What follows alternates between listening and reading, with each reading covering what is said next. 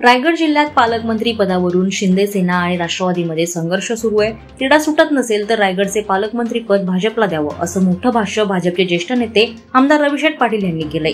भाजप नेते प्रकाश देसाई यांच्या सहकार्यानं पालीमध्ये अत्याधुनिक सेवा सुविधांनी परिपूर्ण सुधागड तालुका भाजप संपर्क कार्यालयाचं उद्घाटन राज्यसभेचे खासदार धैर्यशील पाटील, आमदार रविशेठ पाटील, भाजप नेते प्रकाश भाऊ देसाई, गीताताई पालरेचा, राजेश मपारा, आलाप मेहता यांच्या प्रमुख उपस्थितीत करण्यात आलं। यावेळी रविशेठ पाटील बोलत होते। मुंबई गोवा महामार्गावर पेणमधील रामवाडी ब्रिजवर इलेक्ट्रिक बाईक जळून खाक झाल्याची घटना घडली आहे। केवळ दैव बलवत्तर म्हणून दुचाकीस्वार वेळी सावध झाला, त्याने दुचाकी सोडून पळ काढल्यानं संभाव्य धोका टळला आणि कोणतीही जीवितहानी झाली नाही। दुचाकीच्या यंत्रणेत बिघाड झाल्यानं वाहनानं पेट घेतल्याची माहिती समोर आली आहे। इलेक्ट्रिक बाईक स्वस्त पडत असल्यानं अनेक नागरिक तिला जास्त पसंती देत असल्याचं चित्र दिसतं। यामुळे इलेक्ट्रिक बाईकची मागणी वाढली आहे, मात्र अनेक वेळा इलेक्ट्रिक वाहन चालवताना त्रासदायकच ठरल्याचं पाहायला मिळतंय। अलिबाग आगारातील वावे अलिबाग एसटी वावेकडून अलिबागकडे जात असताना कुरुळ जवळील क्षत्रिय समाज हॉल जवळ एसटी चालकानं विरुद्ध दिशेने गाडी चालवत समोर येणाऱ्या दुचाकीला धडक दिली। या अपघातात दुचाकी चालक गंभीर जखमी झाला असून मागे बसलेला सहकारी देखील जखमी झालाय। या अपघातात दोन्ही गाड्यांचे नुकसान झालंय।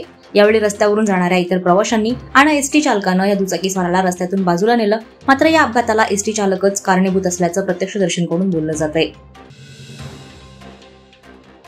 स्थानिक आमदार निधीतून मंजूर झालेला रसायने विभागातील आजिवली हायस्कूल ते भाताणपर्यंतचा रस्ता केवळ भाताण ते आष्टेगावापर्यंतच करण्यात आलाय।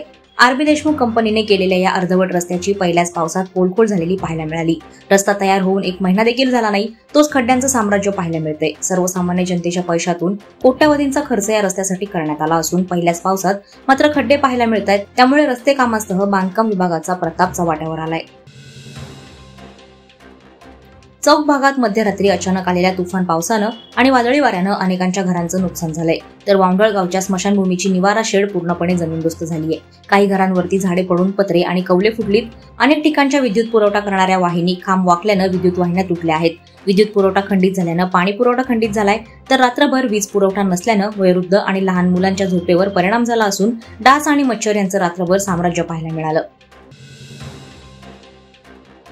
अलिबाग मच्छीमार सहकारी सोसायटीची सदस्य निवडीसाठी लावण्यात आलेल्या विशेष सभेत सदस्य आणि नागरिकांचा रुद्रावतार दिसल्यानं प्राधिकृत अधिकारी तथा सहाय्यक निबंधक सहकारी संस्था निलेश शिंदे यांनी भर सभेतून पळ काढल्याचं बोललं जातंय। त्यांना संपर्क केला असता त्यांचा मोबाईल बंद येतोय।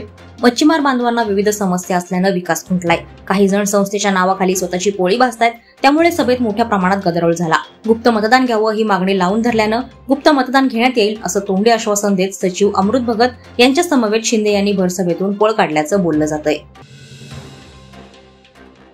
माघाठाणेल येथील रिलायन्स इंडस्ट्रीजच्या आयपीसीएल कंपनी कायमस्वरूपी नोकरीत सामावून घ्यावे, अन्यथा आमच्या जमिनी परत द्याव्यात, तसेच नव्याने निर्माण होणाऱ्या प्रकल्पासंदर्भात नुकसान भरपाई विषयी महत्त्वपूर्ण निर्णायक बैठक घेण्यात यावी। या मागणीसाठी आझाद मैदान येथे स्थानिक प्रकल्पग्रस्तांनी वंचित बहुजन माथाडी ट्रान्सपोर्ट आणि जनरल कामगार युनियनचे सरचिटणीस सुरेश मोहिते यांच्या नेतृत्वात बुधवार 11 जून पासून आझाद मैदानात बेमुदत आमरण उपोषण सुरू केलंय। उरणमधील धुतुम ग्रामपंचायत आणि तेरणा हॉस्पिटल ब्लड बँकच्या संयुक्त विद्यमाने धुतुम ग्रामपंचायतीच्या कार्यालयात रक्तदान शिबिर पार पडलं। यावेळी 35 रक्तदात्यांनी रक्तदान केलं। रक्तदान करण्याचे आवाहन धुतुम ग्रामपंचायतच्या सरपंच सुचिता प्रेमनाथ ठाकूर यांनी तरुणाईला केलं होतं। सामान्य जनतेस मदतीचा हात मिळावा या अनुषंगाने रक्तदान शिबिराचं आयोजन करण्यात आल्याचं प्रतिपादन ग्रामपंचायत सदस्य प्रेमनाथ ठाकूर यांनी केलं होतं। तसेच रक्तदात्यांना भेटवस्तू देऊन त्यांचे विशेष अभिनंदन करण्यात आले। वादळवारा लाईव्हसाठी न्यूज ब्युरो, रायगड।